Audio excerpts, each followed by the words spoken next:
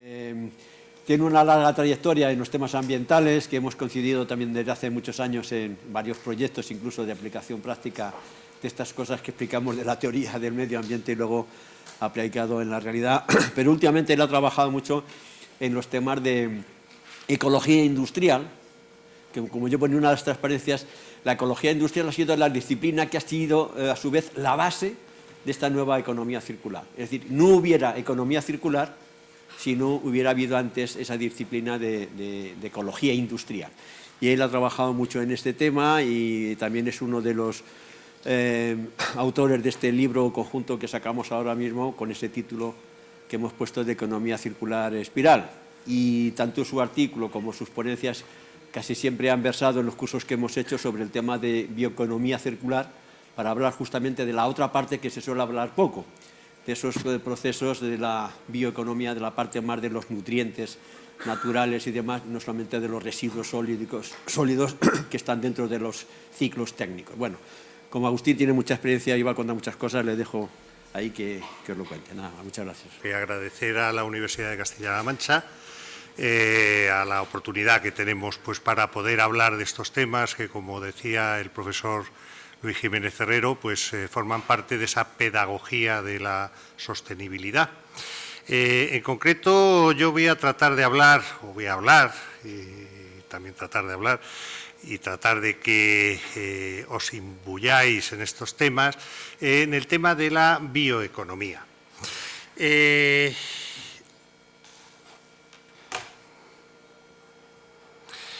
Bien, quizás partir de una serie de retos y de antecedentes. Para hablar de bioeconomía es necesario empezar hablando de que el modelo agroindustrial actual que tenemos, que es un gran consumidor de recursos y de energía, está llegando a sus límites. En concreto, en la Unión Europea se está desarrollando un sector agrario, se ha desarrollado un sector agrario altamente reduccionista, intensivo y especializado, y eso ha sido como consecuencia de la aplicación de los incentivos de la política agraria común, que se ha basado en potenciar la producción. Y también en la externalización de los efectos negativos hacia el medio ambiente. Existen una serie de indicadores que demuestran palpablemente esa insostenibilidad del sistema productivo agroalimentario. En concreto, podemos hacer mención al informe elaborado por la Organización de Naciones Unidas para la Alimentación y la Agricultura, la FAO, en el cual expone que, como ya se comentó antes, según las previsiones demográficas, el aumento de la población urbana va a ir creciendo paulativamente. Actualmente estamos en el entorno del 50% de la población mundial está vinculado al entorno urbano y allá por el año 2050 pues llegaremos al 70% de esa población. Por otro lado, también el crecimiento de la economía a nivel mundial, pues va a dar lugar a incrementos paulatinos pero mantenidos de las rentas en general, y eso va a dar lugar a una demanda cada vez mayor de alimentos para poder abastecer a esa población. Según el informe de la FAO, Evitando riesgos para la cadena alimentaria, para poder alimentar a los estimados 9.700 millones de personas que existiremos, esperamos, en el 2050, hará falta multiplicar por 2 la producción de alimentos. Igualmente, el informe de Global Harvest Initiative sobre la productividad agrícola mundial indica que, bueno, en Global Harvest Initiative, están incorporadas una serie de empresas multinacionales del sector agroalimentario, como DuPont, Monsanto, John Deere, dice que la productividad agrícola no está creciendo a un ritmo suficiente como para hacer frente a los aumentos de la demanda. En este informe se define como agricultura sostenible aquella que va a satisfacer las necesidades humanas, mejorar la calidad ambiental, la base de los recursos, que mantiene la vitalidad de los sistemas agroalimentarios y mejora la calidad de vida de la población rural, campesina, trabajadores agrícolas y la sociedad en su conjunto. En este informe se dice que la productividad agrícola es un elemento importante para poder abastecer de alimentos a la población, pero también es muy importante analizar la importancia, el deterioro de los recursos, que son la base de la producción de estos alimentos, y por lo tanto que es necesario hacer un balance de input-output para analizar hasta qué punto podemos llegar a generar alimentos suficientes para abastecer a la población mundial.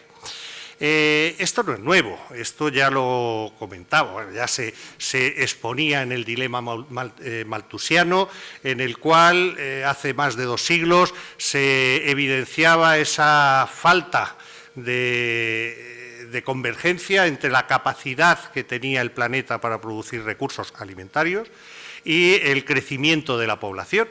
En su momento, algo que parecía un límite al crecimiento claro, soportado también por las teorías de David Ricardo de la productividad marginal decreciente, como consecuencia de los avances tecnológicos, y a lo largo de estos 2 siglos, o más de 2 siglos, se ha demostrado que actualmente aún todavía seguimos produciendo más cantidad de alimentos que los que en teoría harían falta para satisfacer las necesidades de la población. Sin embargo, en ese planteamiento también, y se plantea en el estudio sobre la productividad agraria, se define que para alcanzar sistemas agroalimentarios sostenibles no va a ser suficiente mejorar la productividad, sino que hay que hacer frente también a otros problemas, como pueden ser el cambio climático, los fenómenos meteorológicos extremos, la volatilidad de los precios de los productos alimentarios y las pérdidas y los desperdicios de los alimentos a lo largo de toda la cadena alimentaria. Esa afectación a los recursos naturales también se ve de una forma clara en el 5º informe de la evaluación del Grupo Intergubernamental de Expertos sobre el Cambio Climático, en el que se estima que el sector de la agricultura, la silvicultura y otros usos del suelo es responsable de aproximadamente el 25% de las emisiones de gases de efecto invernadero y consume el entorno del 70% del total de las extracciones de agua. Y paradójicamente también se puede afirmar que hay hambre, pero no porque no se produzcan suficientes alimentos, sino por razones políticas, organizativas, sociales, tecnológicas y culturales, que hacen que el sistema actual sea sumamente ineficiente.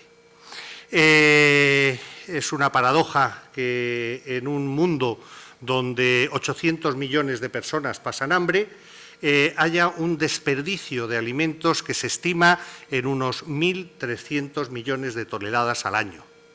De forma específica y según figura en el estudio que se ha realizado en el proyecto Fusions, la Unión Europea se están despilfarrando cada año 88 millones de toneladas de alimento que se estima están ya en el entorno de los 126 millones de toneladas y eso implica un coste asociado de 143 billones de euros que se desperdician.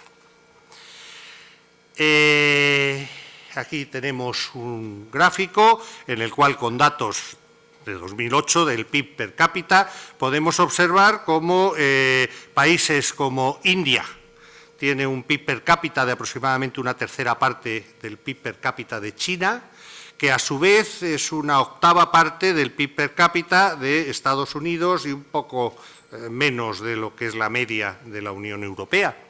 ¿Qué ocurrirá cuando el incremento de estas rentas en los países en vías de desarrollo alcance ratios equivalentes a los países desarrollados? Pues tenemos un problema, esa es la realidad. Esto hace que el grupo de expertos de la FAO en temas de el análisis de las necesidades de alimentación para la población mundial, se plantee estas preguntas. ¿Cuánta capacidad de reserva en lo relativo a la tierra y el agua tenemos para alimentar el mundo en 2050? ¿Podremos producir suficientes alimentos a precios asequibles? ¿Qué nuevas tecnologías pueden ayudarnos a usar los recursos disponibles con mayor eficiencia y a la vez incrementar los rendimientos agrícolas? ¿Podemos conseguir lo que se ha evidenciado a lo largo de estos 2 siglos, desde que Malthus dijera su dilema o expusiera su dilema? ¿Podemos seguir aportando suficiente cantidad de recursos en alimentos, en forma de alimentos, a la población mundial? ¿Qué tecnologías serán las que tengamos que implementar?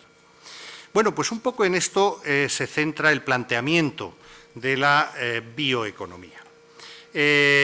Hace muy poco que la Unión Europea acaba de publicar una nueva estrategia en materia de bioeconomía para una Europa sostenible. La Unión Europea está empeñada en obtener una economía agraria sostenible tras las experiencias de la aplicación de la PAC, con sus aspectos positivos y, por supuesto, también analizando sus aspectos negativos. Lo que se busca es una economía que tenga bajas emisiones, que sea más innovadora, que reconcilie las demandas de la agricultura y la pesca de forma sostenible con una alimentación, asegurando la alimentación y un uso sostenible de los recursos biológicos. Para ello, la estrategia la estrategia en materia de bioeconomía se centra en 3 grandes campos. Por un lado, incrementar y reforzar los sectores con base biológica. Por otro lado, implantar rápidamente la bioeconomía en toda Europa a través de sistemas alimentarios y agrícolas sostenibles y proteger los ecosistemas y entender las limitaciones ecológicas de la bioeconomía. Esos son los planteamientos de esa estrategia. Es interesante analizar las palabras de Jyrki Katainen, hasta ahora el vicepresidente de la Comisión y comisario de Empleo, Crecimiento, Inversión y Competitividad, que dice: actualmente resulta obvio que necesitamos un cambio de sistema en lo que se refiere al modo en que producimos, consumimos y descartamos los productos, desarrollando nuestra bioeconomía, y se hablaba antes en el planteamiento de la economía circular, la parte renovable de esa economía circular, según se plantea en el esquema de la Fundación MacArthur, podemos encontrar nuevos e innovadores modos de suministrar alimentos, productos y energía, sin agotar los recursos biológicos ilimitados de nuestro planeta. Además, replantearse nuestra economía y modernizar los modelos de producción no tiene que ver solo con el medio ambiente y el clima, sino que existe un enorme potencial en lo que se refiere a empleos verdes, sobre todo en zonas rurales y costeras. Esta frase, de alguna forma, está vinculando una serie de conceptos que vamos a ver cómo se interrelacionan entre ellos: economía circular, bioeconomía, economía verde, crecimiento azul, desarrollo sostenible, ecología industrial.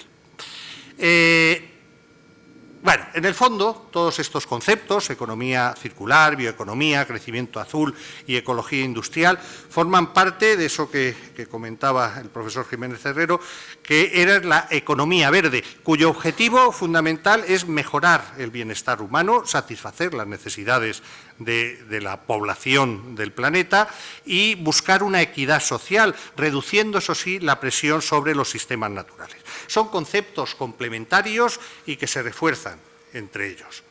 La economía circular, ya se ha comentado, y tiene como objetivo mantener materias primas, energía, productos manufacturados el mayor tiempo posible y con su mayor nivel de utilidad y valor en el ciclo productivo, eliminando residuos en el diseño de los procesos industriales. Por otra parte, o a su vez, dentro de este planteamiento, la bioeconomía recoge la circularidad, pero se centra en mejorar e incrementar el uso sostenible de los recursos biológicos en las diferentes etapas de la cadena de valor. En la etapa de producción, pues estaríamos hablando de la agricultura, de la ganadería, de la silvicultura, de la pesca, de la acuicultura. En la etapa de transformación hablaríamos del procesado y la elaboración de los alimentos. En la etapa de consumo se habla de la comercialización, del transporte, y en la etapa de abandono, pues de la gestión de los residuos. Este enfoque transversal de la bioeconomía está dirigido a potenciar el uso competitivo de la biomasa y abordar pues, los problemas sociales imperantes actualmente, como puedan ser desde la seguridad alimentaria mundial a la dependencia de los combustibles fósiles. A su vez, el crecimiento azul es un nuevo paradigma socioeconómico y que está enfocado de forma clara y directa al aprovechamiento sostenible de los mares, de los océanos y por ampliación de las zonas costeras. Este concepto, este crecimiento azul, economía oceánica, proviene de hace muy poco, del Río +20, de la traslación de los conceptos de Río 20 años después, allá en el 2012, y busca el aprovechar esos recursos que nos brindan los océanos, los grandes desconocidos hasta el momento. Se habla de explorar nuevos planetas, nuevos entornos, y sin embargo el mar, los océanos, es el gran desconocido. Es más fácil llegar a Marte, en muchos casos, que llegar a las profundidades, a las cimas oceánicas. ¿Qué recursos hay ahí? ¿Qué capacidades para obtener alimentos, para obtener energía podemos obtener del mar? En eso está centrado ese crecimiento azul. Por su parte, la ecología industrial pues es un modelo, o se ofrece como un modelo circular alternativo centrado en la creación de valor. Con un enfoque territorial y multisectorial. En su momento se hablaba de que la economía circular es una forma de llevar al día a día conceptos etéreos, como en su momento, o como se ha definido muchas veces, que es ese desarrollo sostenible, esa sostenibilidad. Bueno, pues la ecología industrial se puede entender como una forma de poner en valor la economía circular, pero de ponerla en valor desde la perspectiva de las empresas, de las industrias, buscando pues el comportamiento de los sistemas industriales de forma similar a cómo se comportan los ecosistemas naturales, es decir, buscando redes de intercambio de materias, de energía, entre empresas de diferentes sectores, de tal manera que los efluentes de un proceso sirvan como materia prima, como recursos para otros procesos industriales, y a su vez con ello se consigue reducir al máximo, pues lo que se pretende, los impactos negativos en los ecosistemas, pues natural y social.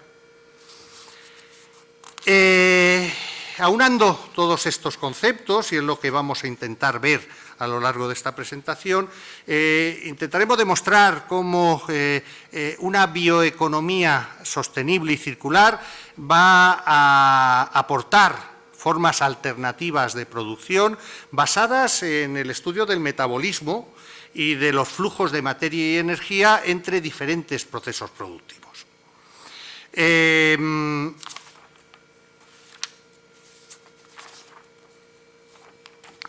¿Cuáles son los objetivos de esta bioeconomía circular?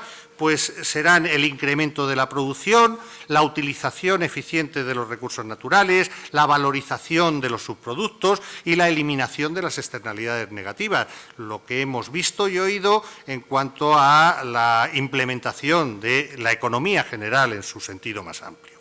La bioeconomía circular, que es lo que va a permitir, y ahí tenemos un esquema donde se pueden apreciar, no sé si se ve con suficiente claridad, permitirá pues, convertir algas en combustible, reciclar plástico, transformar residuos en muebles o en ropa nueva, convertir los subproductos industriales en fertilizantes de base biológica, y para ello, en esa estrategia de la Unión Europea, pues se estima que cuenta con un potencial para generar 1 millón de nuevos empleos verdes con vistas al 2030, es decir, a dentro de 10 años.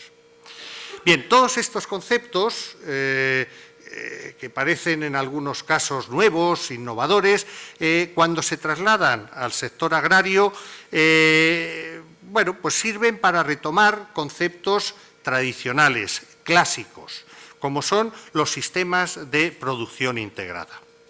¿Qué son los sistemas de producción integrada? Pues son modelos de producción que integran y complementan entre sí cultivos agrícolas, silvícolas, de diferentes especies de animales domésticos, con el objetivo fundamental de mejorar la productividad y la sostenibilidad económica, ambiental y social de la explotación agraria. ¿Qué es lo que persiguen los sistemas de producción integrada? Pues muy básico. Lo que pretenden es crear valor utilizando la energía solar a través de la fotosíntesis para la producción de biomasa, que a su vez sea transformada en alimentos, energías u otros productos no alimenticios, utilizando a su vez los residuos como materia prima, en forma de nutrientes, de fertilizantes, en los diferentes niveles tróficos del sistema global. Ahora veremos algunos ejemplos. La confluencia de la integración entre sistemas agrarios con los modelos que hemos visto hace un momento de economía circular, bioeconomía, ecología industrial, se evidencian cuando se analizan las características en las que se basan los sistemas de producción integrada.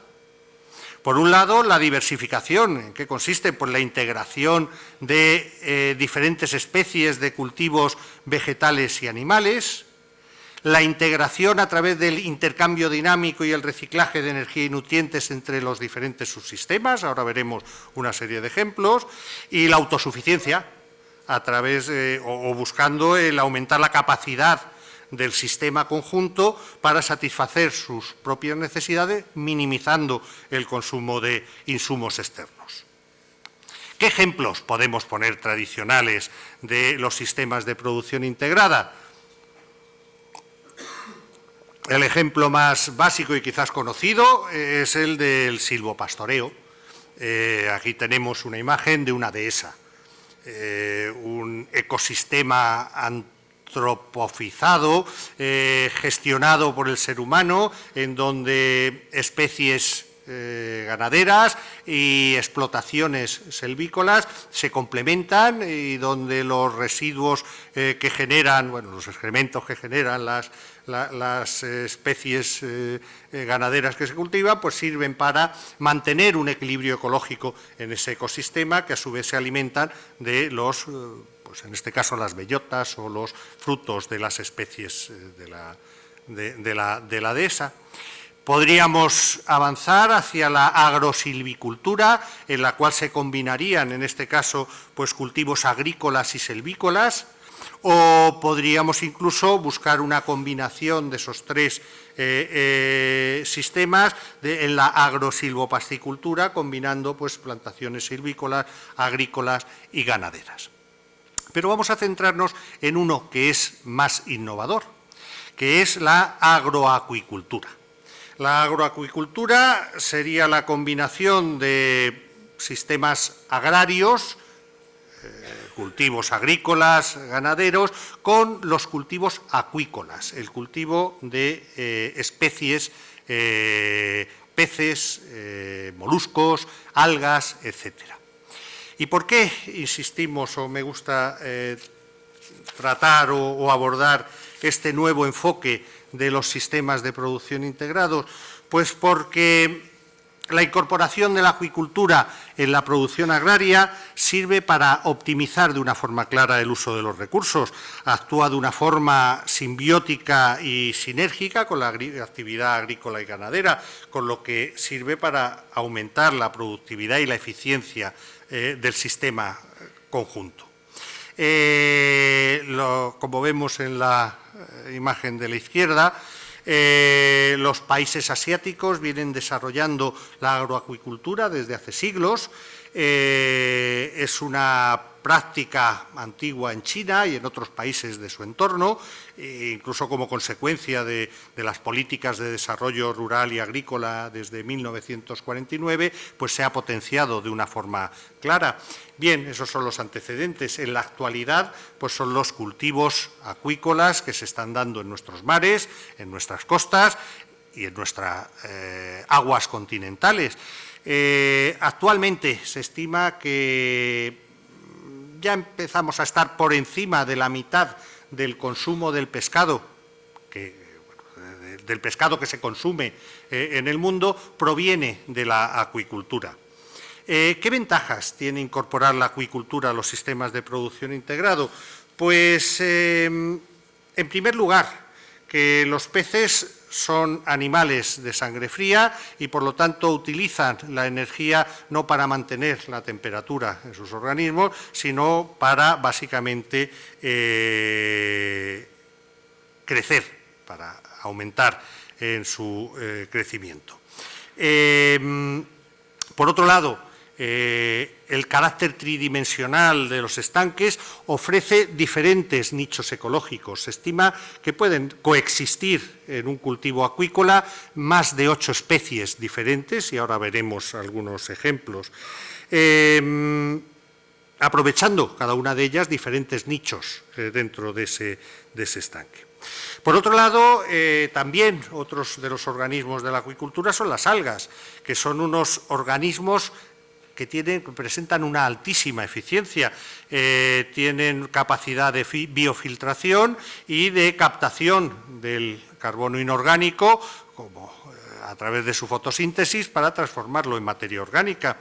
En conjunto, en un cultivo acuícola, los nutrientes que se obtienen que se originan con la cría de una de las especies pueden servir de alimentación para otras especies. También tienen ventajas desde el punto de vista de la biodepuración, en tanto que sirven para asimilar, por ejemplo, desechos orgánicos de la actividad agraria y evitar su dispersión en el medio, y además, cuando se hace rotación entre acuicultura y agricultura en estanques, pues se mejoran las condiciones del suelo, aumentan su capacidad de nutrientes y evitan o pueden eliminar o minimizar la utilización de plaguicidas, herbicidas y de fertilizantes. En conjunto, con los nuevos enfoques que ahora vamos a ver de sistemas de producción integrada, pues se puede optimizar el flujo de nutrientes a través de los diferentes subsistemas, se va a ver cómo se reduce el uso de insumos externos, agua, energía, fertilizantes y a la vez minimizar impactos ambientales. Pues este es un ejemplo de un proyecto desarrollado en el en el programa Horizonte 2020 de la Unión Europea, en el cual está dirigido a la reciclaje y a la valorización de flujo de residuos asociados con la industria agroalimentaria.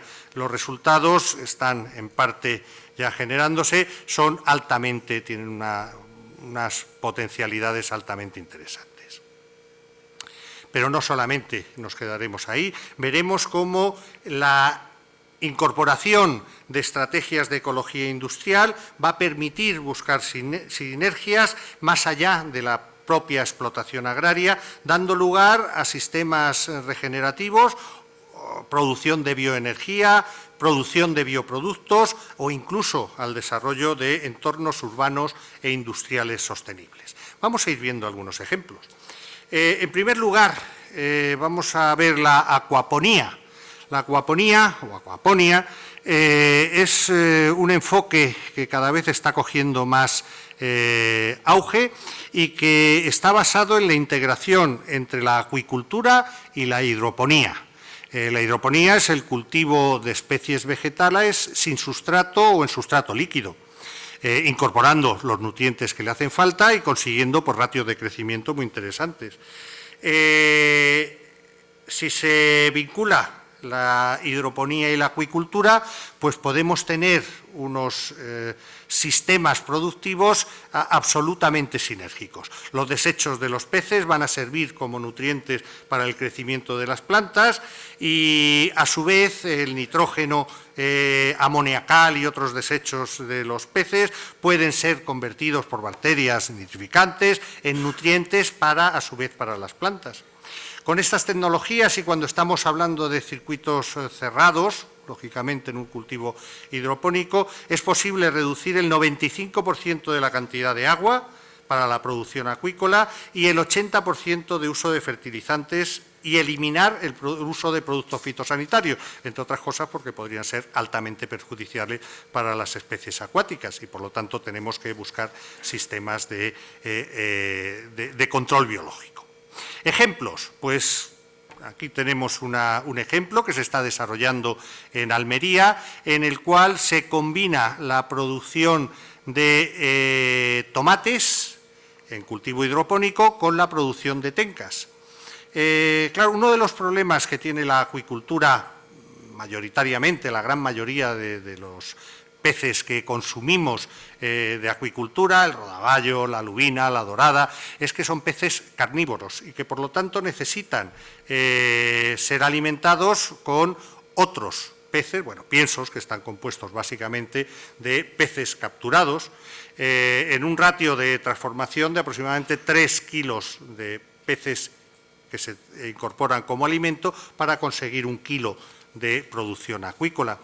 En el caso de otras especies, como la tenca, como las carpas, son especies herbívoras que pueden utilizar los restos de las cosechas, tratados y convertidos en forma de piensos, como nutrientes y, a su vez, sus excreciones pues se aportan como solución nutritiva al cultivo, en este caso del tomate. Si además complementamos, como es este caso, con el cultivo de microalgas que pueden crecer consumiendo parte del CO2 que producen las plantas, en la fase nocturna de respiración, pues al final podemos tener un cultivo integrado interesante. ¿Qué ventajas tiene esa acuaponía? Pues se pueden resumir en crecimientos de plantas similares a cultivos hidropónicos, unos ratios muy interesantes de crecimiento, disminución del agua utilizada, disminución de fertilizantes, aumento de la bioseguridad, disminución de contaminantes.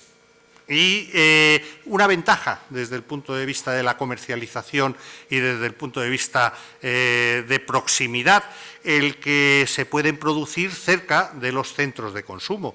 Estamos pensando en ciclos de producción cerrados, con un consumo mínimo de agua, en donde, ¿por qué no?, pensar en hacer estos procesos productivos pues al lado de las ciudades del interior.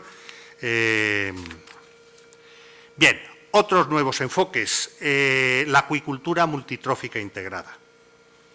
La acuicultura multitrófica integrada sería el ejemplo más palpable del concepto de la traslación de esa economía circular, el aprovechamiento de los diferentes niveles tróficos llevado a la acuicultura. Se basa en el aprovechamiento de esos diferentes niveles con diferentes especies. Podemos tener un cultivo de peces, lubinas, doradas, rodaballos, cuyos productos no ingeridos pueden ser asimilados por unos moluscos que actúan filtrando las aguas que provienen del cultivo de los peces y, a continuación, superponer un cultivo de algas que también, a su vez, pueden alimentarse de esos elementos que también son parte de las secreciones.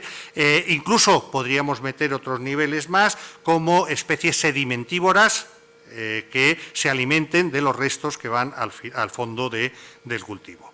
Objetivos, pues van a ser la optimización en el rendimiento de instalaciones, la biomitigación del impacto ambiental de las actividades y hacer una acuicultura sostenible. Ejemplos, pues tenemos algunos. Puede ser, estos procesos se pueden dar en tanques, en tierra, donde hay los diferentes cultivos están puestos uno a continuación de otros. Aquí tenemos datos de cómo disminuyen los elementos más contaminantes en el proceso de cultivo de salmón, moluscos, algas. Puede ser en sistemas cerrados en estanques en tierra, y aquí tenemos algunos ejemplos, o puede ser en sistemas abiertos en el mar, en viveros, tendederos de algas. Ahora veremos algunos ejemplos. Ejemplos, pues aquí tenemos en la ría de Betanzos, en La Coruña, donde se combina el cultivo de mejillón con algas, la Saccharina alatísima, una macroalga, en donde aquí vemos cómo los viveros de mejillón se incorporan en medio las líneas para el cultivo de algas, y lo que tiene es un aumento de la producción, la diversificación y la mejora de la calidad del agua, reduciendo eutrofizaciones y niveles de CO2 disuelto. Otros ejemplos, y los tenéis para que podáis verlos con tranquilidad, la producción de rodaballos. Aquí tenemos la producción de peces planos rodaballos, donde a continuación se incorporan organismos sedimentívoros, filtradores, moluscos y macroalgas. Aquí, en esta experiencia, se han analizado, y aquí vemos cómo se disminuye claramente la contaminación de los vertidos en función de los puntos de muestreo, y se ve claramente como en la zona de actuación de las macroalgas disminuye de una forma clarísima la contaminación en nitrógeno, tanto orgánico como inorgánico. ¿Qué más aplicaciones podemos ver? Pues el diseño de sistemas regenerativos. Ejemplos, ¿por qué no incorporar los cultivos de algas alimentados con las emisiones de CO2 de empresas que tienen un alto uso de combustibles, por ejemplo, centrales eléctricas? De tal manera, las algas necesitan básicamente para su crecimiento luz solar, CO2 como aportación de carbono inorgánico y nutrientes. Eso se puede hacer en estanques, o también en otros casos se puede hacer en fotobioreactores. ¿Y por qué no combinarlo con empresas que tengan problemas en cuanto al control de sus emisiones de CO2? Endesa, en la central térmica de Carboneras, ya está haciendo experiencias en las que incorpora cultivos de microalgas que posteriormente serán utilizados como biocombustibles, utilizando esos flujos de CO2 previa a una depuración en cuanto a sus componentes de azufre y de otros elementos que podrían contaminar los cultivos de alga. Más ejemplos. En Rotterdam, la empresa OCAP utiliza las emisiones de dióxido de carbono de la refinería de petróleo de Shell para transportarlo a los productores de horticultura de invernadero en las zonas circundantes. Ha suministrado actualmente más de 400.000 toneladas de CO2 a 580 empresas de horticultura de invernadero. Los invernaderos de allí no son invernaderos abiertos, como los que tenemos aquí en España, pero bueno, el ejemplo es una evidencia de cómo podemos optimizar esos sistemas regenerativos. Y para terminar, y ya por el problema del tiempo, simplemente pues plantear cómo todo esto se puede llevar a ecosistemas industriales. Y estaríamos hablando de conceptos de ecología industrial y de simbiosis o de simbiosis industrial. Y el ejemplo modélico es Kalundborg, en Dinamarca. Viene haciendo estos procesos desde los años 60, es decir, no es tan moderno. Lo que venían haciendo no se conocía como simbiosis industrial hasta que allá por los años 80 pues se consolida el concepto de la ecología o la simbiosis industrial. Pero en el fondo, ¿qué es? Pues partieron de tener unas demandas altas de agua para la central eléctrica, para la refinería, que a continuación esa refinería se dio cuenta que el gas que normalmente se quemaba por la chimenea como consecuencia del proceso del refino, podía ser utilizado por la cementera que tenía al lado. A su vez, los excedentes de calor en forma de flujos de vapor de agua podían ser utilizados por otras empresas y al final se conforma ese ecosistema industrial que, como vemos, ya no solamente están las empresas que comenzaron este desarrollo, sino que además se han incorporado empresas de acuicultura, de producciones ganaderas, de producciones de piensos, de tal manera que, y es un pequeño resumen, el calor de la central térmica hace posible la acuicultura de 200 toneladas de trucha. Otra de las empresas, Novo Nordisk, que es la primera productora de penicilina, de insulina en Dinamarca, genera proteína de soja para la cría de 800.000 cerdos al año y se obtienen también 20.000 toneladas de fertilizante líquido. Otro ejemplo puede ser la simbiosis industrial de Norrköping, en Suecia, que integra, en este caso, actividades forestales, agrícolas, en forma de un ecosistema industrial de gran valor para la producción de energías alternativas y de economías basadas en la bioenergía. Y ya, para terminar, el último ejemplo, que sería cómo todo esto puede ser llevado a un proyecto, como es el ecoparque industrial que está proyectado por el Ayuntamiento de Barcelona, en el que se pretenden combinar todas estas producciones en un nuevo concepto de sistema de producción industrial urbano, combinando todas estas potencialidades.